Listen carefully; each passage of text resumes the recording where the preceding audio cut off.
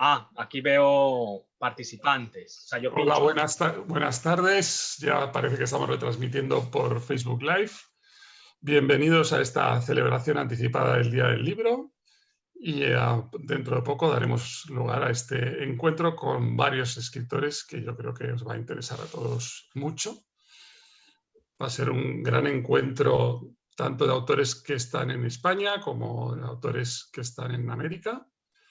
Y bueno, yo creo que vamos a conocer mucho mejor sus libros que han salido en esta época tan complicada. Pero bueno, vamos a esperar un momentito para que conectemos a través de Zoom y pueda empezar a entrar la gente. Y ya tenemos a Guillermo Arriaga desde ese lado. Bueno, vamos a ver. Guillermo, hola, ¿qué tal? Hola, bueno, ¿qué ya tal? está entrando la gente en Zoom, que ya tenemos 34, 40, y también estamos conectados a Facebook Live. Vamos a esperar un momentito a que se empiece a llenar nuestra sala virtual y arrancamos con este evento previo al Día del Libro que se celebra mañana, como todos sabéis. Pues tenemos ya 75 personas. Bueno, y nos saludan desde Málaga, Jorge Fernández Blanco también, Mila Valcárcel, y parece que hay mucha expectación con estos encuentros. Bueno, buenas tardes, soy Gervasio Posadas, director de Ámbito Cultural del Corte Inglés. Hemos querido celebrar este Día del Libro de una forma muy especial. Es una celebración del Día del Libro un poco extraña, sin libros en la calle, sin rosas, sin encuentros físicos con los autores, pero creo que es necesario reivindicar esta fecha y que yo creo que podamos celebrarla todos juntos, ¿no? Y podamos encontrarnos con autores que podían estar lejos, como es el caso de nuestro primer invitado, pero que gracias a la tecnología están aquí, ¿no? En ámbito cultural hemos querido centrarnos en aquellos libros que se han publicado en los últimos meses, aquellos libros que no han tenido toda la difusión necesaria por motivo de la pandemia, que no han tenido ese conocimiento tan grande por parte de los autores y que, sin embargo, creemos que merecen la pena ser conocidos y que todos podamos disfrutar de ellos y que conocerlos de la mejor forma posible, que es de la mano de los autores, ¿no?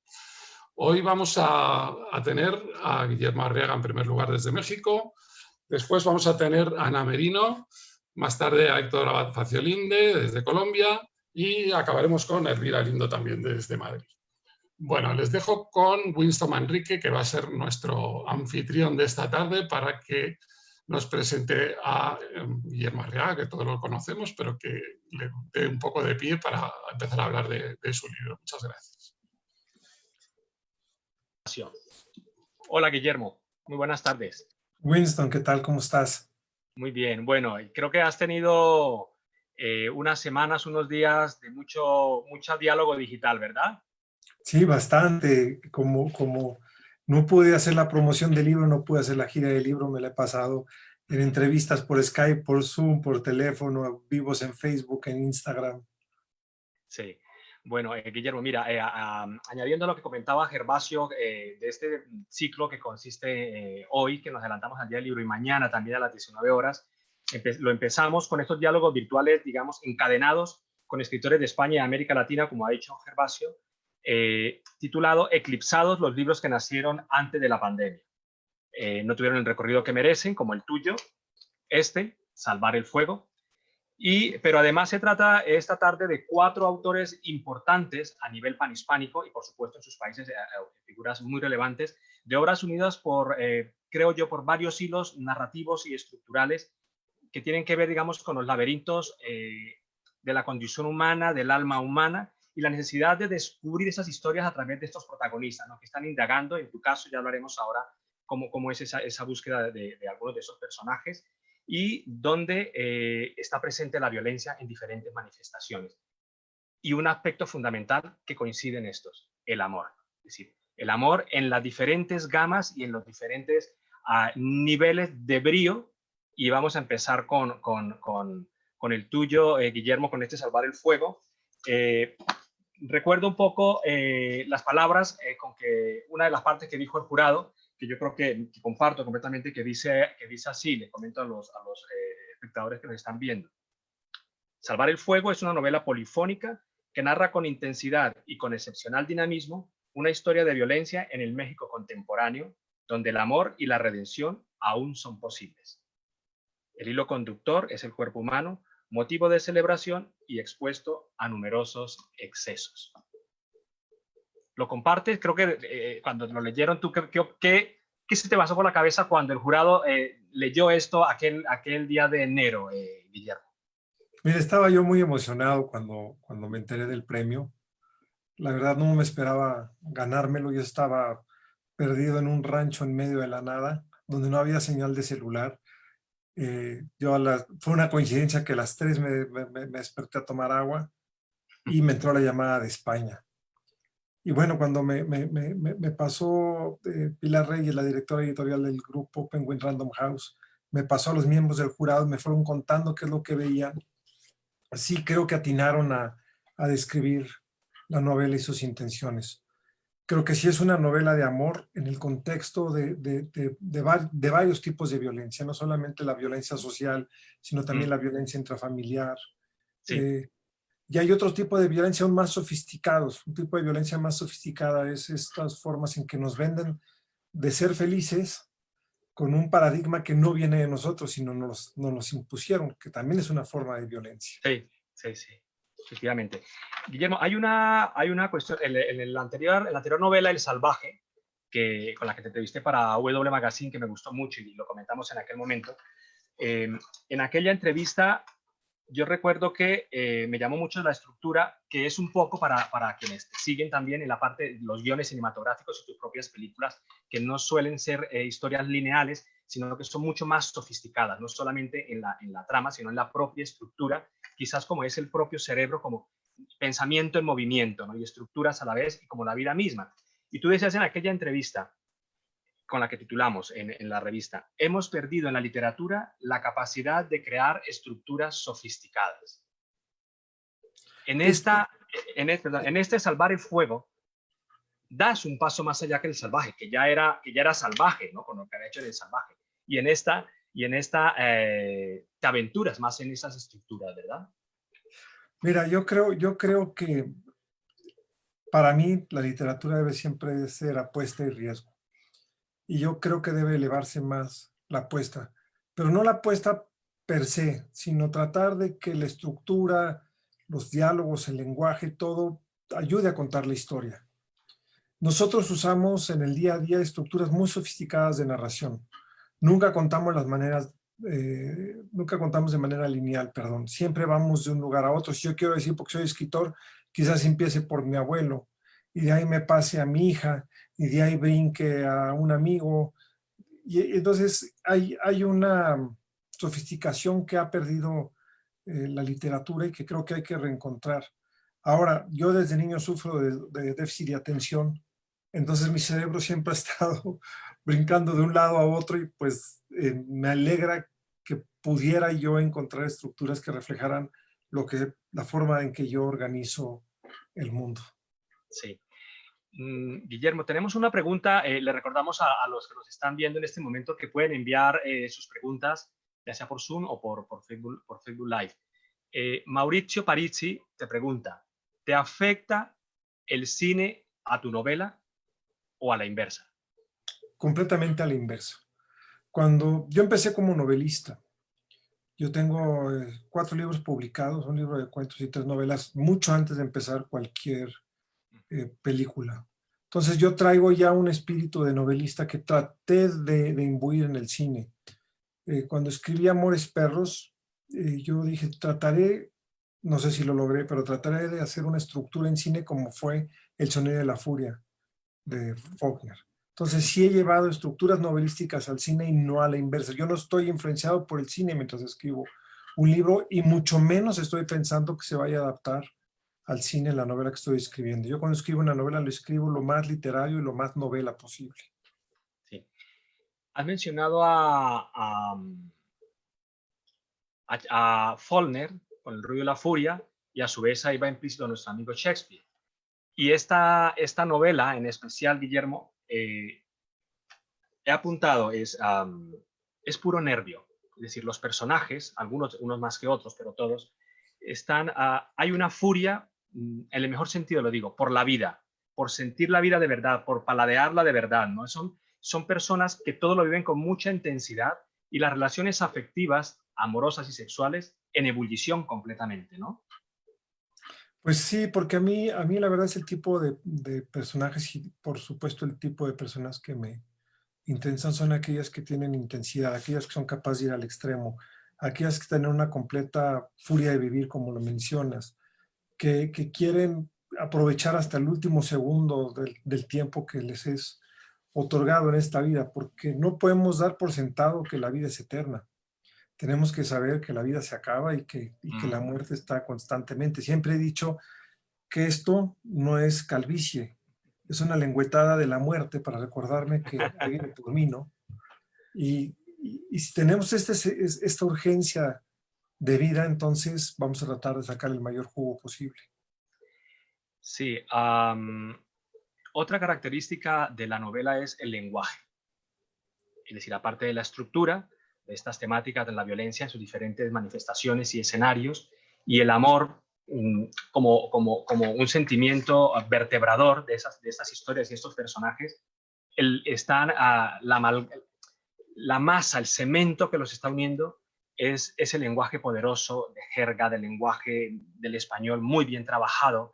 ¿De dónde viene esto? ¿Cómo te enfrentas tú para lograr este lenguaje tan poderoso? Mira, para empezar, repito, yo soy un contador de historias. Y lo que yo quiero es someter todos los elementos a contar la historia lo mejor posible y entre ellas está el lenguaje. Es una novela polifónica, tiene 3 puntos de vista, entonces el punto de vista de Marina es el de una mujer educada, con cierto tipo de lenguaje.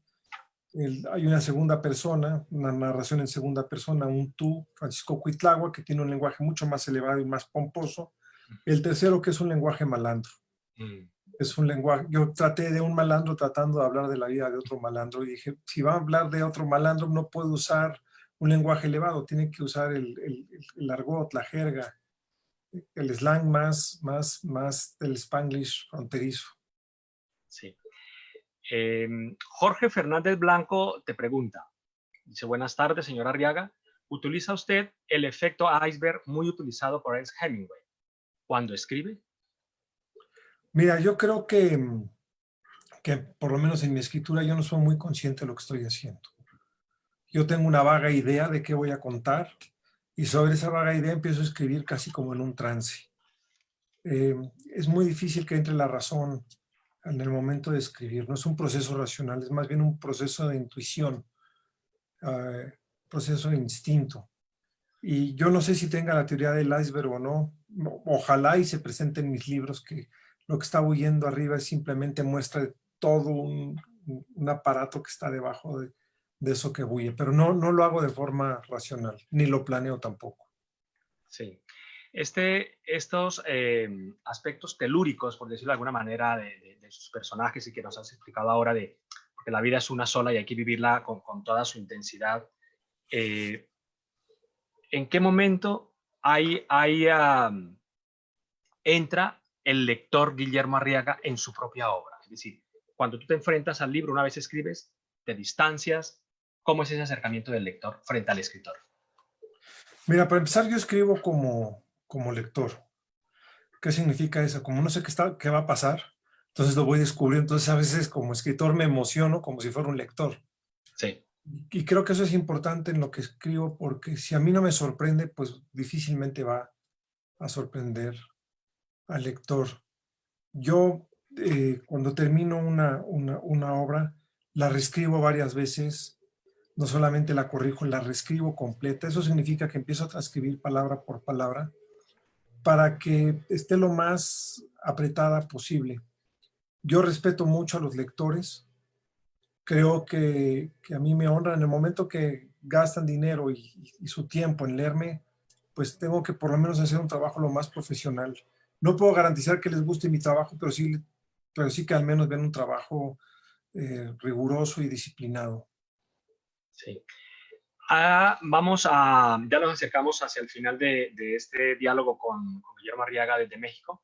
Vamos a continuar ahora, Guillermo, en 50 segundos. Pasamos con Ana Merino, que está en Madrid. Y hay una conexión con narrativa de estos sentimientos telúricos o en ebullición de la novela de Salvar el Fuego, Premio Alfaguara 2020. El libro de Ana Merino, El mapa de los afectos, también, como su nombre indica, es un viaje a tratar de descubrir la condición humana y sobre todo el alma humana. Tenemos a Ana ya en conexión. Ana, ¿qué tal? Buenas tardes. Hola, Estamos terminando con Guillermo. Buenas tardes. Hola, Guillermo. Hola, Winston. Hola, Ana, ¿cómo estás? Aquí estamos, en la distancia, pero cerquita, ¿no? Gracias al cristal que nos acerca. Claro. Un placer conocerte y felicidades por tu premio. Muchas gracias, Ana. Felicidades por tu libro. Bueno, Guillermo, muchas gracias de nuevo por estar estos minutos aquí en Eclipsados, los libros que nacieron antes de la pandemia, y que se venda mañana, se lea por ebook, los encarguen a las librerías. Hay muchos sistemas, las librerías hay que apoyarlas ahora más que nunca. Muchas gracias, Guillermo. Muchas gracias, Winston. Hasta luego, Ana. Hasta luego. Hola, Ana, buenas tardes, sí, todavía. Sí, sigue siendo tarde. Estás en Madrid, ¿verdad? Sí, a mí me pilló las circunstancias en Madrid y allí me quedé, claro. Sí. Bueno, Ana, poeta, dramaturga, profesora de escritura creativa y de estudios hispánicos en la ciudad de Iowa. Su primera novela es El mapa de los afectos, que no primera narración, porque ya ha escrito cuentos, pero sí la primera novela con la que obtuvo en enero el premio Nadar. Me gustaría, Ana, si me permites, leer el primer párrafo, en tu caso, de esta novela, que me parece que ahí está, cuando fui leyendo, cuando leí la novela y luego siempre me remitía a ese primer párrafo, te lo leo. Se titula Todos los secretos. Dice, escondía sus secretos en el bosque, dentro del hueco de un tronco del que salía una gran rama a la que solía subir en su infancia para contemplar el horizonte o espiar a los cazadores que se adentraban en esa espesura de árboles entrelazados. Algunas veces, al volver a casa, se cruzaba con los últimos cazadores del día y en más de una ocasión la habían regañado. Chaval, ¿de dónde sales? Ten cuidado, no andes solo por ahí, que un día vamos a tener un disgusto. Este personaje que es Samuel, que luego ya aparecerá allí, me remite a mí a la situación de cómo la novela va contando esos secretos de esta persona, de este niño que está viendo lo que está viendo y que la gente no sabe que él está contemplando muchas cosas, sobre todo en esta primera historia, ¿no, Ana? Yo creo que nuestra vida es la curiosidad que nos rodea y los momentos en los que observamos lo que pasa. Y me gustaba mucho arrancar la novela con esa mirada arriba en un árbol, esa mirada de la niñez. Todos los niños hemos subido alguna vez a algún árbol, hemos contemplado, hemos tenido esa perspectiva, que es también una perspectiva, un picado en cómic, como diríamos, esa perspectiva que se abre al mundo. Entonces, arranca con Samuel y vemos a lo largo de la novela que Samuel crece, porque en la novela me interesa mucho ver la evolución de los personajes, cómo nos vamos transformando en distintos seres a medida que la vida nos va tocando, a medida que la vida nos modela. Y esas circunstancias nos hacen enfrentarnos al mundo. Y el personaje de Samuel me gusta mucho. Además, Samuel es un reponedor en un supermercado. Su vida, la sencillez del mundo la explica en su trabajo y encuentra la felicidad en sus pensamientos. Y eso es algo que me parece fundamental y que está en nuestra realidad. Sí, y en esta historia es en una zona rural prácticamente, en un pueblo, en mitad de Estados Unidos, y se viven esas historias durante 2 décadas, las intrahistorias, personajes que están, son relatos, a ver si lo cuento bien y si la he entendido bien, ¿no? Es la novela, pero está estructurada de tal manera que son relatos que pueden ser leídos quizás de manera autónoma, pero indiscutiblemente van eslabonados o encadenados unos tras otros, ¿no? Claro, son capítulos de emociones, son capítulos de momentos en los que verbalizamos nuestra vida. Los personajes pueden verbalizar la vida, entender el instante de la vida, que eso me interesa mucho porque vengo del mundo de la poesía, y sublimar las emociones construye nuestro relato existencial. Entonces, está lleno de momentos donde se subliman las emociones,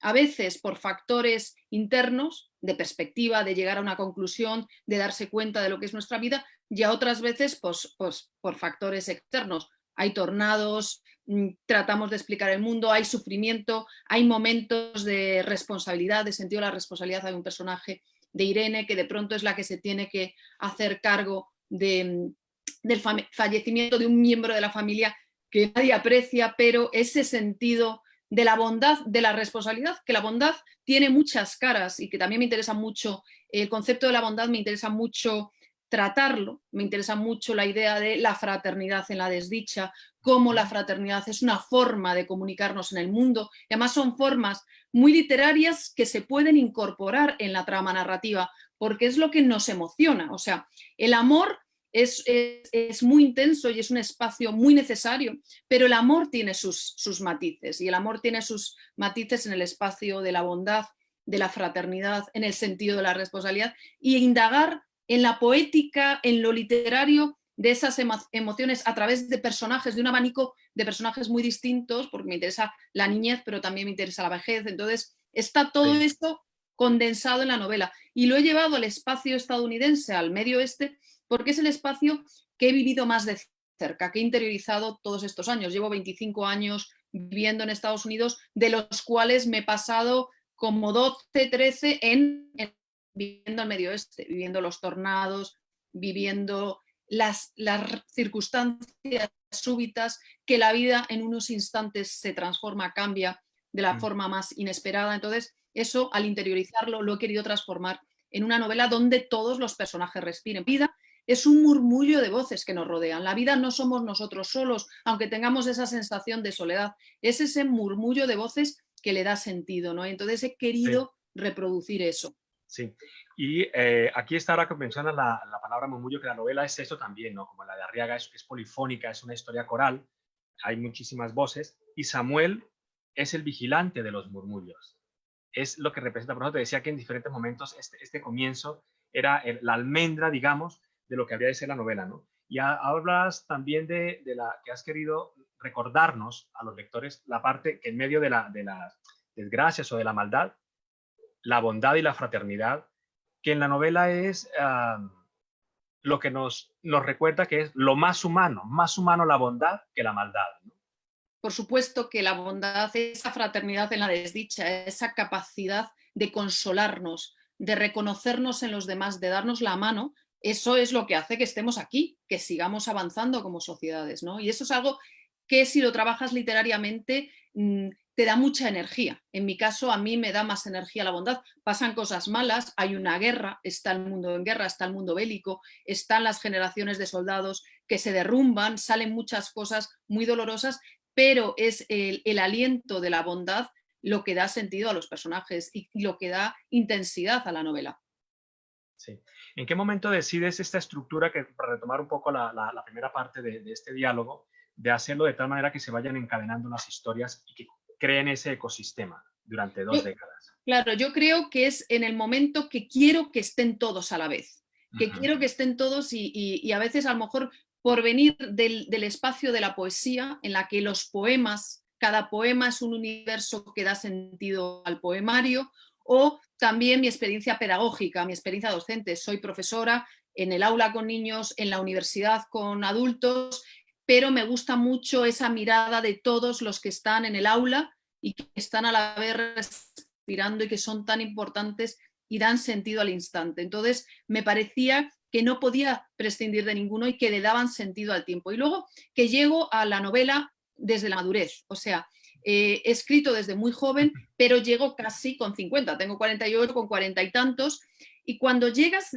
desde ese espacio, quieres incluir todas las existencias, no quieres reivindicar una por encima de otra, no quieres reivindicar la mirada juvenil, quieres reivindicar todo ese mundo. Entonces, yo creo que la madurez me lleva a este tipo de estructura.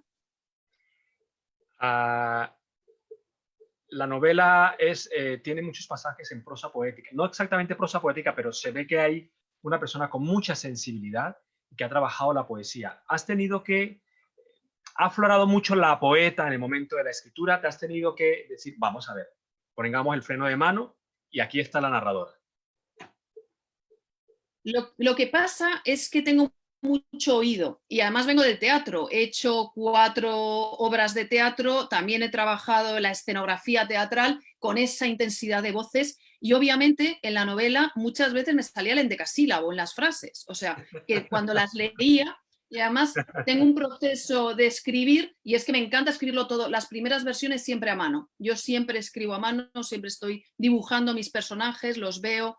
Entonces, lo que me pasaba es que se me iba, había una musicalidad, era como baladas, parecía, y en eso le hago un guiño a Hugo Pratt con su Corto Maltés, porque el mundo de Corto Maltés es el mundo de las baladas, de cómo ese marinero va recorriendo los mares y va encontrando vidas, y esas vidas dan sentido a su vida, ¿no? Un poco estaba eso, y también un homenaje a los hermanos Hernández, de Love and Rockets, que son maravillosos, y ellos generan también mundos de personajes, ¿no? Pero sí que había muchas melodías y también había mucho juego de colores. Parecía que el cómic está presente, además Samuel lee cómics, hago un homenaje a la novela gráfica, al Centro de Estudios del Cómic, hago muchos homenajes a espacios creativos que me han inspirado y que me han alimentado a lo largo de estos años. Y también le hago un guiño a Edgar Lee Masters con su antología de Spoon River, donde aquel cementerio y aquellas lápidas están llenas de personajes que están hablando. Entonces, digamos que recojo muchas tradiciones que me han parecido maravillosas y que me han dado aliento creativo. Cuéntanos un poco de tu faceta de cómic. Es decir, ¿cuándo te enamoras del cómic, digamos? ¿Tienes memoria, digamos, de cuando llega a tus manos un...? Perfectamente. Memoria porque he tenido la suerte de que en casa se leían muchos cómics. Mi padre es un gran coleccionista y yo crecí leyendo las historietas Creceres, con 4 o 5 años aprendí a leer, leyendo a la pequeña Lulú en ediciones Novaro, en las que publicaba México. Entonces, mi mundo y el lenguaje, ese primer lenguaje de la niña lectora es la pequeña Lulú en las traducciones que hacía ediciones Novaro. Entonces, a mí me marca la relación con los demás, me encantaba y me ha encantado siempre y nunca me desprendí de la pasión por el cómic, hasta el punto que cuando me voy a vivir a Pittsburgh, Pensilvania y elijo hacer una tesis doctoral, me lanzo y digo, bueno, sobre cómic, sobre historieta, porque, bueno, si tengo que estar horas y horas en una biblioteca, por lo menos quiero ser feliz leyendo cómic, leyendo historietas, ¿no? Y así me dediqué, pues, a Alice Rius, la familia Burrón, comparé la familia Bruguera, digamos, la escuela Bruguera en España, o sea, sí, la verdad es que soy muy disfrutona, yo soy una persona muy vitalista y disfrutona. Un espectador anónimo te pregunta, Ana, señora Merino, encantado. Ha hablado de los tornados como catástrofe y de la bondad en su universo de escritor y de poeta. ¿Algo se aproxima a lo que vivimos hoy con el coronavirus? Yo creo que la vida está llena de momentos muy difíciles y ha coincidido lo que está pasando ahora, que es la representación otra vez de un momento difícil que a veces decimos es que la realidad supera la ficción, porque nos vemos esas personas con ese gran sentido de la responsabilidad que están saliendo a ayudar a los demás, haciendo su trabajo con un profundo sentido de la responsabilidad, desde reponedores, médicos, enfermeras, todas las personas que están en las infraestructuras. O sea, que ese sufrimiento está en la sociedad y esa respuesta humana de ser comunidad que nos ayuda está. Y eso también lo estamos viviendo en estos momentos, claro. Sí. Ana, y para terminar, en esta novela, El mapa de los afectos, editada por Editorial Destino, también están presentes temas como el feminismo, las injusticias, la periferia. Háblanos un poco de esta intención clara y muy bien engrasada e imbricada en la narración.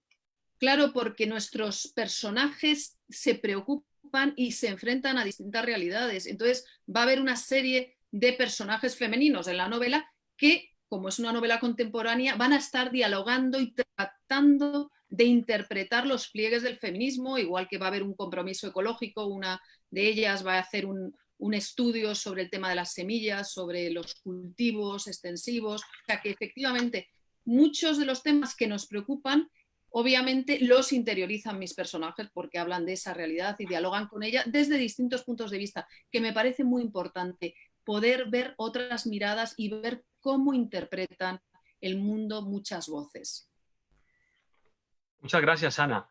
No olviden ustedes El mapa de los afectos, un libro maravilloso para regalar, no solamente en el día del libro, sino mañana, pasado y la semana que viene, y cuando estemos, volvamos a las librerías también. Ana, vamos a pasar ahora a hablar con Héctor Abad Faciolince desde Colombia.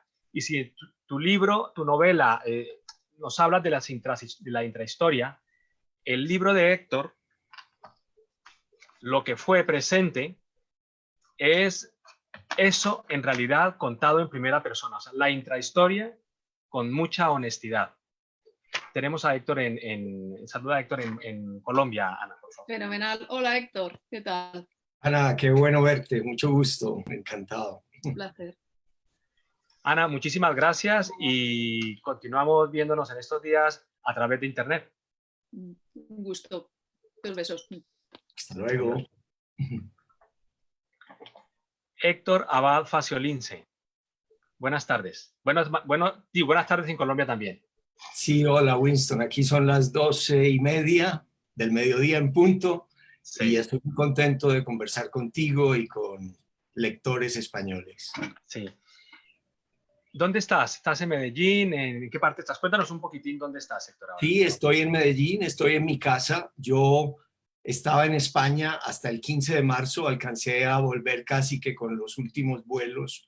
Me pilló allá la explosión y el cierre de, pues no solo de Madrid, sino de España y luego del mundo. Aquí tuve una cuarentena obligatoria, primero por llegar de una zona infectada y luego la cuarentena local que sigo cumpliendo.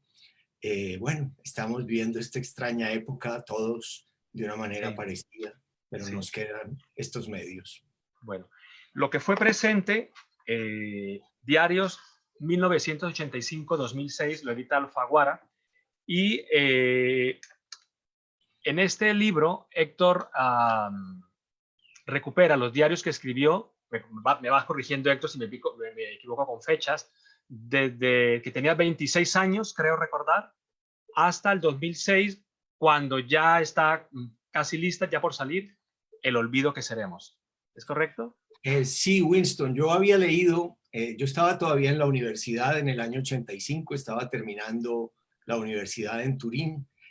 Mi mujer estaba esperando un hijo, que luego sería una hija, y empecé a escribir unos diarios para mí, por mi angustia, porque sin siquiera tener un trabajo ni un grado, ya iba a tener un hijo, porque quería ser escritor, estaba terminando mi tesis sobre Cabrera Infante, y bueno, y tenía muchas dudas como escritor, como esposo, como padre, y eso lo fui plasmando en esos diarios al principio, y luego lo seguí como por costumbre durante estos 20 años, y eso fue lo que publiqué.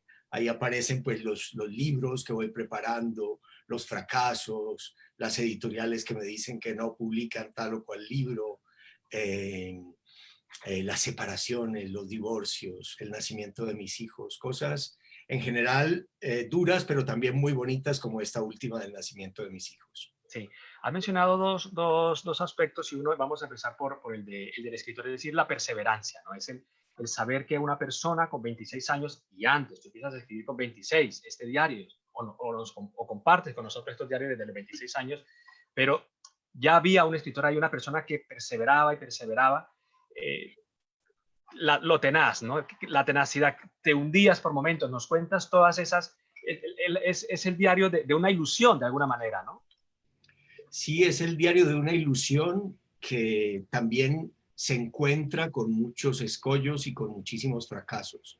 Es el diario de muchos fracasos en realidad, de fracasos sentimentales, de fracasos con la escritura, de fracasos vitales. Bueno, en el diario, cuando yo regreso a Colombia, cuando al fin logro graduarme en Italia, pues pocos meses después asesinan a mi padre. Esa es otra gran derrota en mi vida, en la vida de mi familia. También está en los diarios. y eso también posterga durante años, diría yo, mi capacidad de escribir. Primero tenía que recomponerme como persona antes de ser capaz de escribir algo. Está también la ayuda de muchos amigos, amigos queridos que, aunque yo no tuviera mucho talento o aunque mis primeros cuentos fueran francamente regulares, tirando a malos, me los publican como diciéndome ánimo. Vemos en ti algo que a lo mejor puede mejorar y bueno, entonces yo no lo sabía en ese momento, pero está lleno de agradecimiento este diario por los que creyeron en mí sin tener motivos suficientes para creer en mí. Sí. Hay un momento fechado el 24 de septiembre de 1993 que tú Sí. dices, escribes, si yo pudiera saber cuál es el argumento de mi vida. Lo dice en aquel momento un muchacho de 30 y pocos años. Ahora, ¿qué nos podrías decir? ¿Cuál ha sido el argumento de tu vida? Bueno, tal vez hay que volver a Gil de Viedma. ¿Te acuerdas de ese poema bellísimo de Gil de Precioso, Viedma? sí. Que es no volveré a ser joven y que la vida iba en serio. Uno lo viene a comprender más tarde. Como todos los jóvenes, yo vine a llevarme el mundo por delante. Dejar huella quería y marcharme entre aplausos. Envejecer, morir eran tan solo las dimensiones del teatro. Pero ha pasado el tiempo y la verdad desagradable asoma. Envejecer, morir, es el único argumento de la obra. Ese es el argumento de la obra. Envejecer y morir, Winston.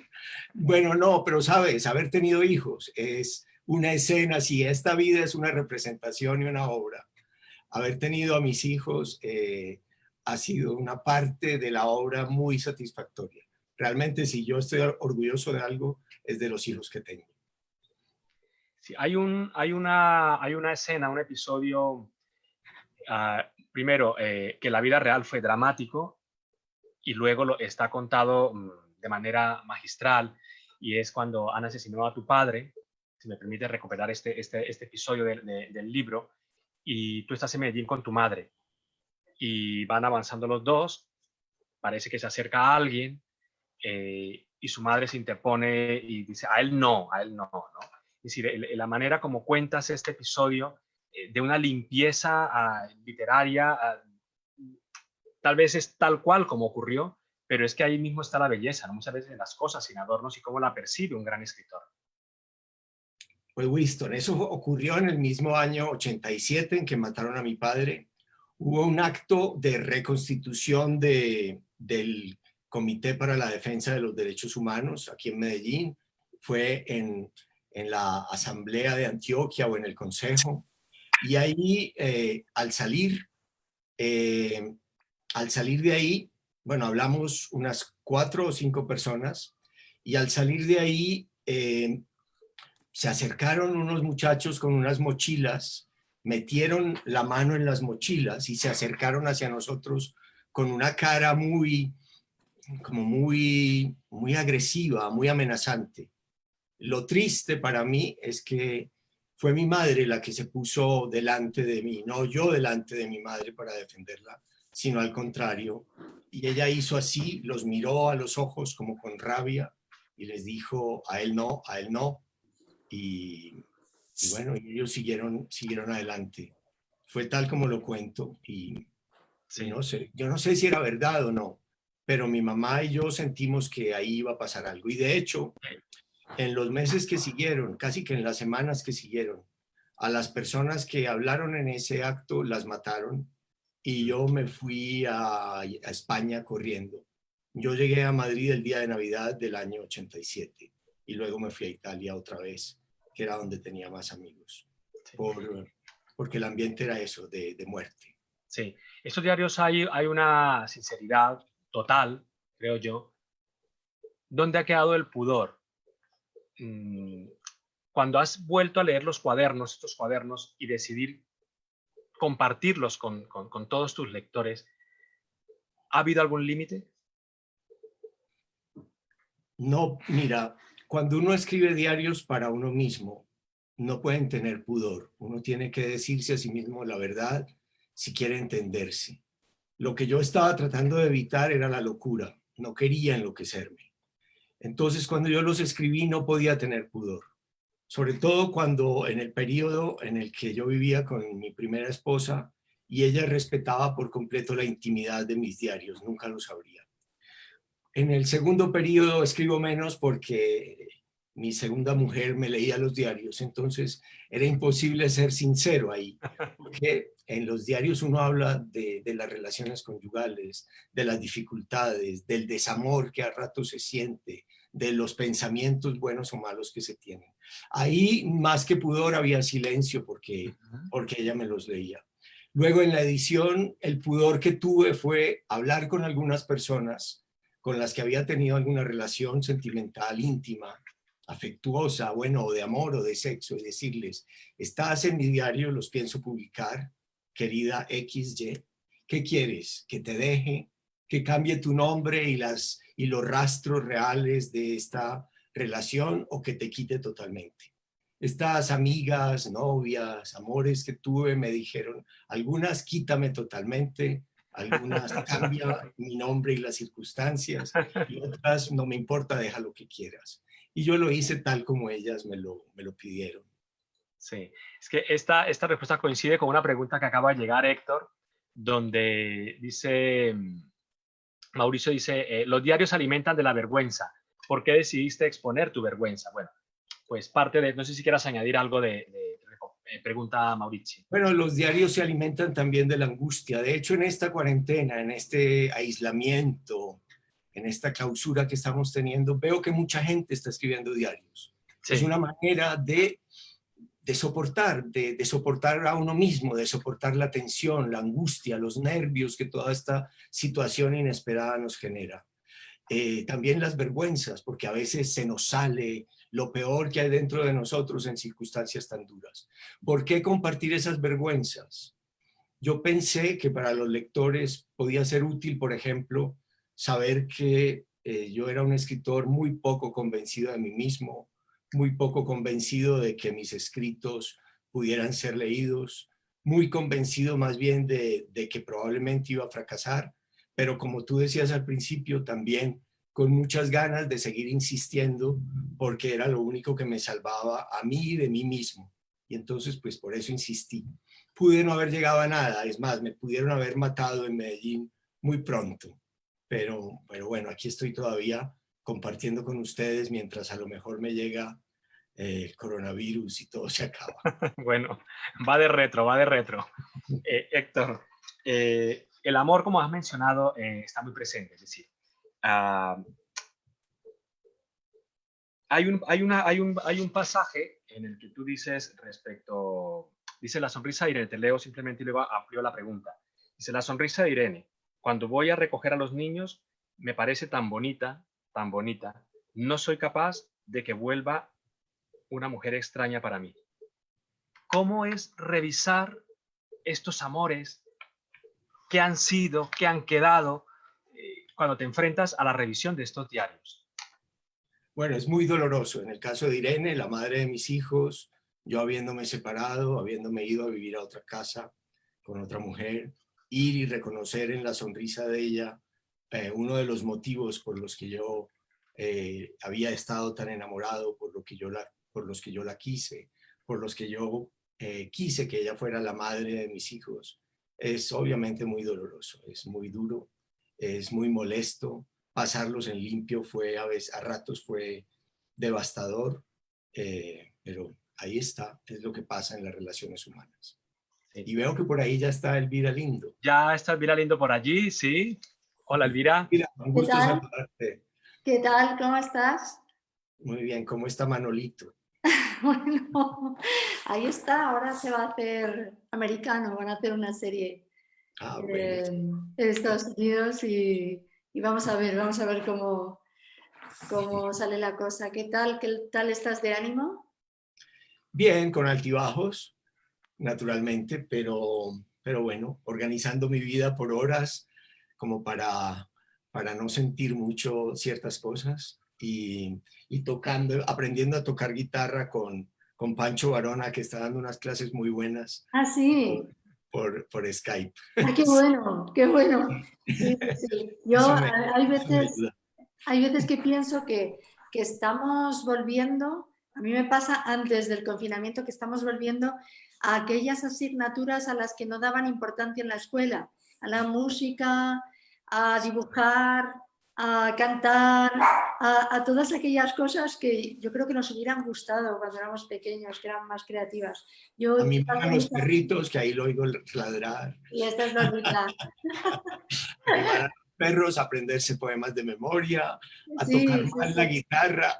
Bueno, hacemos lo que podemos para pasar la angustia, porque también hay mucha angustia de fondo. Claro, y ver a tanta gente que se muere es muy triste. Es que en Madrid ya no, yo creo que ya, o sea, ya es imposible casi no conocer a alguien que Claro. tiene un familiar o a un amigo tuyo que ha estado ingresado o alguien que ha fallecido, como ocurrió con nuestro amigo Calleja ayer.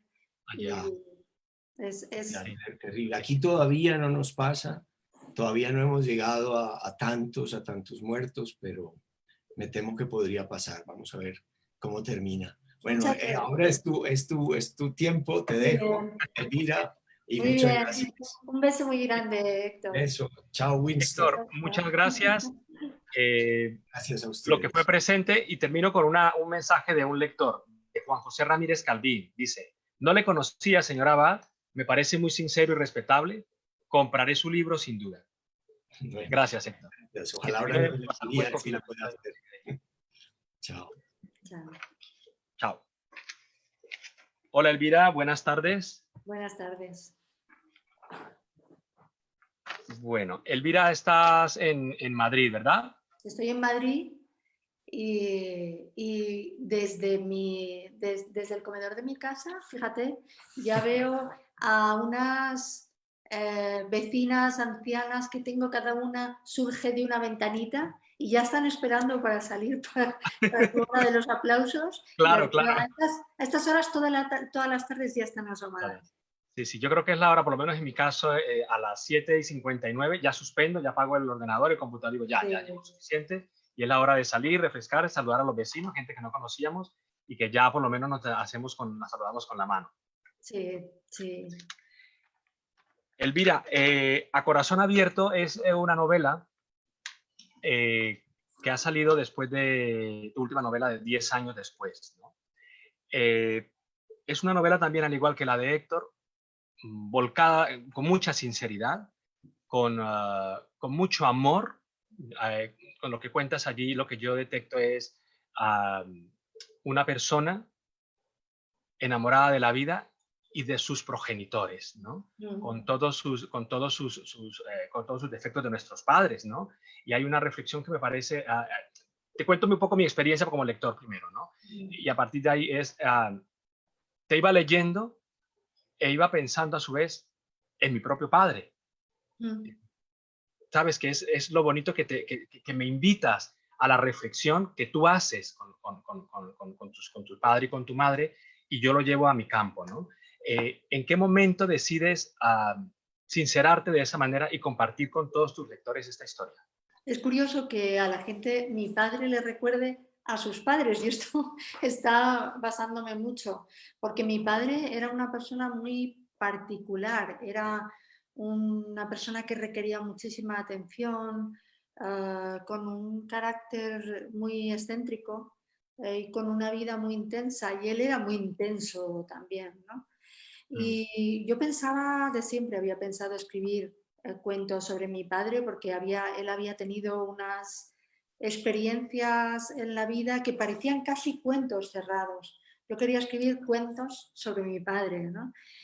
No podía hacerlo mientras él vivía. Yo sabía que había cosas que no podía contar porque le hubieran perturbado mucho, porque creo que finalmente lo hubiera entendido, pero verse tan reflejado en su vulnerabilidad, porque era de este tipo de hombres muy, muy españoles, muy, muy latinos también, que tienen que mostrar siempre como una firmeza de carácter, que tienen que parecer siempre un mil hombres, como se decía, ¿no? pero que en el fondo son vulnerables, y mi padre lo era especialmente, y mentalmente también, porque yo creo que tenía algunos traumas de la niñez. El libro empieza y termina con un episodio que él vivió en el Madrid de recién acabada la guerra, Sí, él bastante solo, con 9 años, y sí, vagabundeando por esta ciudad en la que ahora, entonces acababa la guerra, ahora estamos en tiempos de pandemia, él sí. estaba muy solo, y yo creo que esas experiencias infantiles le marcaron para toda su vida, y también en la relación con nosotros, claro. Sí, sí, sí. Hay una, me permites, Elvira, leo un pasaje del libro. Tu padre está hospitalizado, está en compañía de otro paciente, y dices, a mí me da lástima que el locuaz Clemente, el hombre que vive entre el albergue y los hospitales, impida con su charlatanería que mi padre abra la boca. En realidad, nosotros lo hemos escuchado siempre a la manera en que los súbditos escuchan a los dictadores, sometidos como estuvimos de niños a sus opiniones prolijas sobre cualquier asunto. Ahora padecemos una derivación del síndrome de Estocolmo. Toda la vida esperando a que mi padre dejara de ocupar abusivamente el tiempo de los demás con su discurso interminable, para sentir pena ahora que está obligado al silencio. No lo había releído yo desde entonces. Oye, está muy bien expresado lo que quería decir. Es una buena sorpresa. Pues es verdad, o sea, en realidad llega un momento en el que cuando tú quieres mucho, porque nosotros amábamos a nuestro padre, a una persona no sabes distinguir sus defectos de sus virtudes, y hay veces que cuando se muere alguien que quieres, parece que lo que más echas de menos era aquello que te irritaba, porque El síndrome de Estocolmo. eran las cosas que ocupaban más espacio y más tiempo, ¿no? Sí. Entonces, mi padre era un charlatán absoluto, que tenía que dar sus opiniones sobre todas las cosas, y ese ahogo que él tenía por... Me he acordado mucho de él estos días, porque él murió hace 5 años con la enfermedad de EPOC, o sea, ahogado, como algo que tiene tanto que ver con los síntomas de esta enfermedad del coronavirus, ¿no? Y me acordaba mucho de él porque él estaba, mira mi perrita, porque él estaba ingresado aquí en el Gregorio Marañón, que se ha convertido, pues es uno de los grandes hospitales de Madrid, Sí. y es uno de los hospitales donde los médicos, enfermeras, sanitarios en general se han convertido en los héroes y protagonistas de esta pandemia, ¿no? Y ahí estaba él, pero claro, fue tan diferente, porque ahí se narra incluso en este libro el momento en el que en un rincón de la unidad de cuidados intensivos estamos todos los hijos rodeándole. Y claro, es una cosa de compasión, es lo último que le pides a la vida y que quieres para tus seres queridos, que se mueran con tu mano, o morirte con la mano de alguien querido, ¿no? Entonces, todo esto, yo que tengo aquí el Gregorio Marañón al lado, que ha sido un hospital que ha sido fundamental en mi vida, y que aparece, que es uno de los escenarios del libro, me acordaba mucho de él, porque pertenece a esa generación, la llamada de los niños de la guerra, Sí. que, en fin, que ha sufrido especialmente este virus. Sí. Hay otro episodio, y tiene que ver con tu madre, Elvira, con tu madre y con tu padre, pero es un momento importante en tu vida que lo cuentas aquí, que dice, y llegó el momento en que todo se hizo pedazos. Mi extrema fidelidad, mi fe en ellos, mi dulce inocencia, también ese elemento mágico que yo creía poseer y que me hacía creer que podía salvarlos. Tu madre, espera el episodio, no vamos aquí a que la gente compre y lea a corazón abierto, pero es un episodio muy conmovedor, muy bonito, muy bien contado. No digo narrado, digo contado, porque nos lo estás contando, Elvira, en realidad con mucha gran altura y sin sensibilidades, pero muy, muy emotivo. ¿Cómo se enfrenta, cómo fue escribir este libro y recordar, evocar aquella adolescente y aquella niña, el adolescente en este episodio, pero la niña que estuvo viajando con su padre en Palma, bueno, con sus padres en muchos sitios. ¿Cómo fue ese momento, ese afrontar Bueno, aquello? es que has leído un momento que es fundamental en el libro, que yo creo que es... Yo creo que todo niño, toda niña sufre una transformación en la relación con sus padres cuando se hace adolescente, ¿no? Pero en mi caso, todo esto se vio relacionado o envuelto en la enfermedad de mi madre, que se fue agravando, en el deterioro de la relación de mis padres, en el cambio de un sitio como era Mallorca a un lugar suburbial más gris, como era un barrio de Madrid. Entonces, yo creo que es mi aparición en la adolescencia con furia, con rabia, Sí, con... eh, y, tú sabes que el libro está narrado con las distintas voces de mi vida y en ese sí, sí. momento está narrado con mi voz adolescente y mi voz adolescente estaba absolutamente enfadada, estaba enfadada con ellos, o sea, es como si me hubieran traicionado, ¿no? Y yo no quería edulcorar ese momento, yo quería contar verdaderamente lo que significó para mí todo este conjunto de situaciones que constituyeron un gran derrumbe, ¿no?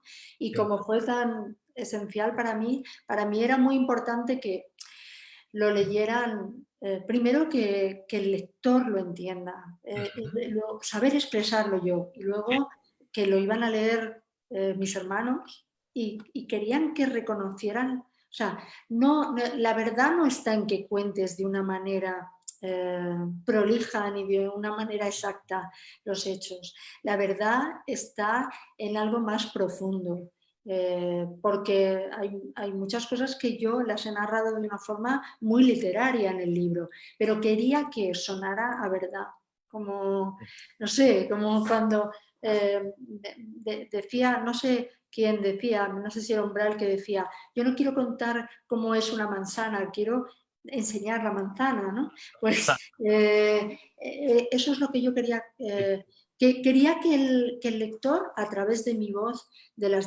unas veces soy niña, otras veces soy adolescente, a través de mi voz estuviera conmigo presenciando todas las cosas, los lugares en los que estuve y las situaciones a las que tuve que enfrentarme. Y te acompañamos en eso, Elvira. Mira, para cerrar un poquito el episodio que es importante, que acaba de leer, a la mañana siguiente tú te vas al colegio, al instituto, saludas al conserje, al portero, y este te dice algo así como, bueno, ¿qué pasó? ¿Qué pasó? Que me están preguntando a los vecinos qué pasó. Y escribes, yo me encogí de hombros. Nada. Una estantería se venció. Y salí de allí liberada, dispuesta a dejarme abrazar por la intemperie. Precioso, ¿eh?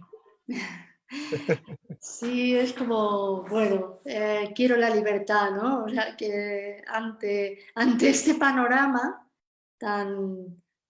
que te parte el corazón, prefiero la libertad, prefiero arriesgarme no sé, a la intemperie y que me castigue el mundo, no que me sigan castigando mis padres, ¿no? Yo creo que a pesar de todo, a pesar de que se cuentan, hay cosas que realmente son duras, también muy humorísticas. Quiero que a pesar de todo se pueda sentir, notar el amor con el que yo cuento las cosas, porque he podido hacerlo porque se cuenta desde la perspectiva de alguien que ha sido querido. Probablemente, si yo no hubiera sido querida, todas las equivocaciones de mis padres serían imperdonables. Pero Claro. cuando, a pesar de tus equivocaciones, el único tal vez reproche que no puedes hacer es el de no haber sido querida, ¿no? Entonces, tal vez eso es lo que me ha acompañado durante todo el libro. Luego hay una cosa mágica que muy poco, no sé si es literaria o no, que es que yo pensaba, ¿qué pensarían mis padres de este libro, no? Entonces, yo pienso que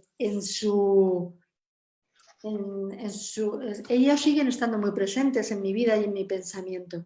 Y pienso que ahora que están muertos los dos, si pudieran leerlo ahora y muertos, les gustaría mucho. Pero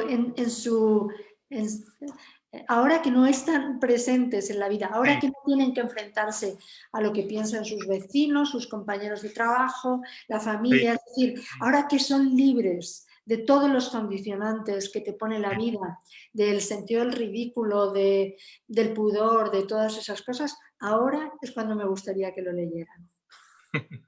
Bueno, ya nos acercamos a la hora de los aplausos, que son las 8. Leo una pregunta de Jessica Suárez. O si quieres, dice, ¿tiene que ver algo el título de la novela? ¿Alguna cirugía de corazón o por qué es el título? Lo sabemos aquí. Sí. Si tú quieres contarlo. Bueno, tiene un doble sentido, significado el título, pero está claro que está inspirado por es literal, es la operación a la que se tuvo que someter mi madre. Fue una de las primeras operaciones a corazón abierto en España. De hecho, el médico cirujano, el cardiólogo que aparece en el libro, pues aparece con su nombre real. Sus hijos siguen siendo cardiólogos, siguen operando en la Fundación Jiménez Díaz. Esto fue en los años 70, cuando yo vivía en el 71 o 72, cuando yo vivíamos en Palma, y para operar a mi madre la trajeron a Madrid, y eso dio una situación, o sea, vinimos a verla al cabo de los 2 meses, y hay un capítulo en el que cuento lo extraño que me pareció mi madre cuando la vi después de haber estado sometida a esa brutal operación a corazón abierto, ¿no? Y entonces yo ya no volví al colegio, me mandaban mis maestras, ahora que están los niños en confinamiento, me mandaban por correo los deberes y yo los hice durante ese tiempo porque mi madre ya no quiso separarse de mí, y entonces estuve 2 meses mientras se recuperaba aquí en Madrid y yo escribiéndome con mis maestros. Fue una situación curiosa, la verdad. Muy bien. Nos llaman los aplausos. Son las 8 de la tarde en España. Elvira Lindo, muchísimas gracias. A corazón abierto, Editorial Seix Barral, un libro precioso con el que seguramente vamos a recordar y a revisar la historia de nuestros padres, de los que poco conocemos. Los esperamos mañana a la misma hora, 19 horas, en estos mismos Zoom y Facebook Live de ámbito cultural con Reflejo en W Magazine, con Santiago Posteguillo, Marta Sanz y Bernardo Achaga. Gracias y hasta mañana. Adiós, Elvira. Chao.